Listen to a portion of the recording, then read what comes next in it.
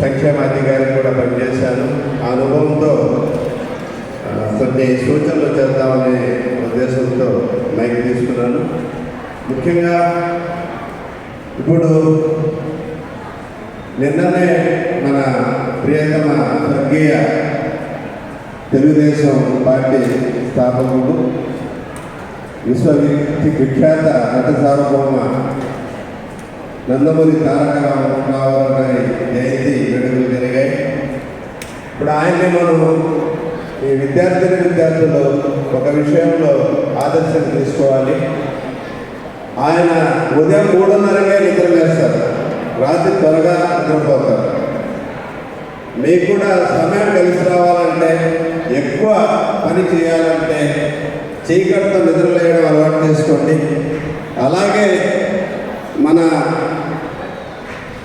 పొంగూరు నారాయణరావు గారు ఉన్నారు, మన మంత్రివర్యులు. ఆయన కూడా నేను ఇక్కడ నెల్లూరులోనే సిటీ ఆయన నియోజకవర్గంలో మండల విద్యాశాఖ అధికారి పనిచేస్తున్నాను. ఉదయం 4 గంటలకే పరుగులు తీస్తారు. చూడండి ఎంత సమయం కలిసి వస్తుందో, ఎన్ని పనులు చేస్తారంటే ఆయన వేగాన్ని చిన్న వయసులో ఉండే వాళ్ళు కూడా అందుకోలేరు. నేను ఇవి ఎందుకు చెప్తానంటే మీ అందరికీ సమయం విలువ చాలా అవసరం. సమయాన్ని డిస్ట్రిబ్యూట్ చేసుకోండి.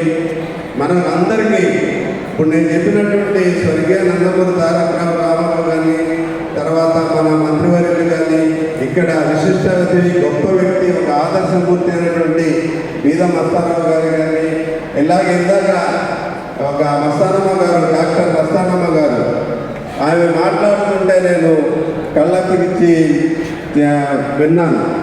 అసలు ఆదర్శం, ఆడపిల్లలకి మస్తానమ్మ గారు ఒక ఆదర్శం.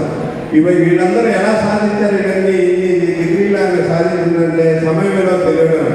కాబట్టి ఇక్కడికి వచ్చిన విద్యార్థులారా, మీరు సమయం విలువ తెలుసుకోండి. చాలామంది చదువు ఒక్కడే అనుకుంటారు. నేను అనేది ఏంటంటే చదువుతో పాటు మీకు అవసరమైనటువంటి అన్ని టెక్నికల్ నాలెడ్జ్ కూడా రావాలి. అన్ని విషయాల మీద అవగాహన కావాలి. చాలామంది పిల్లలు ఏంటంటే చదువుకుంటున్నారంటే ఏ పని చేయకూడదని తల్లిదండ్రులకి భారం అవుతారు. దయచేసి తల్లిదండ్రులుగా భారం కాకుండా వాళ్ళకి అన్ని పనుల్లో మీరు సహకరించాలని నేను కోరుకుంటున్నాను. అలాగే పేరెంట్స్ చాలా విషయాల్లో చాలా లిబరల్గా ఉంటారు. కొన్ని విషయాల్లో లిబరల్గా ఉండడం ఆ పిల్లల భవిష్యత్తుకి చాలా ప్రమాదం. ఏ విషయాలైతే మీరు స్ట్రిక్ట్గా ఉండాలో, మొహమాటం లేకుండా చిన్న వయసు నుంచే ఆ విషయాలు స్ట్రిక్ట్గా ఉండాలని ఇక్కడికి వచ్చిన తల్లిదండ్రులకి నేను చిన్న సూచన ఇస్తూ, అలాగే ఇప్పుడు వచ్చినటువంటి పిల్లలు ఇంకా గొప్ప స్థాయికి వెళ్ళి భవిష్యత్తులో మన ఈ సంఘం తరఫున మీకు సన్మానం చేస్తున్నారు. కాబట్టి మీరు కూడా ఒక ఆదర్శమైన స్థాయికి వెళ్ళి, ఇప్పుడు పీర్ మొహమ్మద్ గారు ఉన్నారు, ఆయన ఎన్నో వ్యాపారాలు చేస్తున్నారు, సంఘం కోసం ఎంతో ఖర్చు పెడుతున్నారు.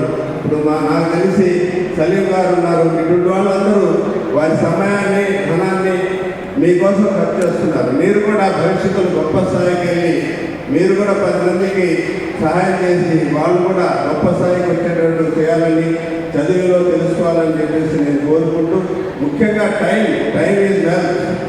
ఒకసారి సమయం పోయిందంటే మళ్ళా రాదు. ఓ దేవుడా, నాకు మీ వయసు ఇవ్వండి, నేను కలెక్టర్ అవుతాను, నేను ఏడిసిన లాభంలే. మీ వయసు మీదే. కాబట్టి ఈ వయసులో మీరు పక్కగా ప్రణాళిక వేసుకొని వేగంగా పరిస్థితులు మారేదానితో పాటు మీరు కూడా మీ ఆలోచనలు మార్చుకొని ఒక గొప్ప స్థాయికి వెళ్ళాలని, మిమ్మల్ని మేము కింద నుంచి పైకి చూడాలి, ఆ విధంగా ఎదగాలని ఈరోజు ఇక్కడ వచ్చినటువంటి విద్యార్థులందరికీ కూడా నేను మనసారా ఆశీర్వదిస్తూ ఆల్ ది వెరీ బెస్ట్.